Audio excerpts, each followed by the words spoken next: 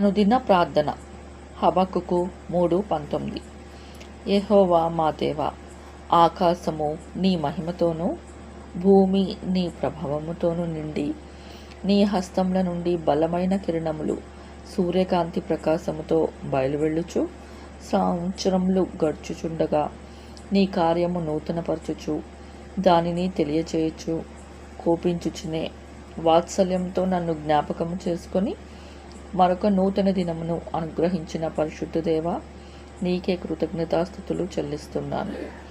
రక్షణకర్త అయిన నా దేవా, నీ యందు నేను సంతోషించుటకు, ప్రతి స్థితిలోనూ నీ యందు ఆనందించుటకు, నిన్ను ఆనుకొని జీవించుటకు కృప చూపండి. నా కాళ్లను లేడి కాళ్ల వలె చేయము, ఉన్నత స్థలముల మీద నన్ను నడువ చేయము.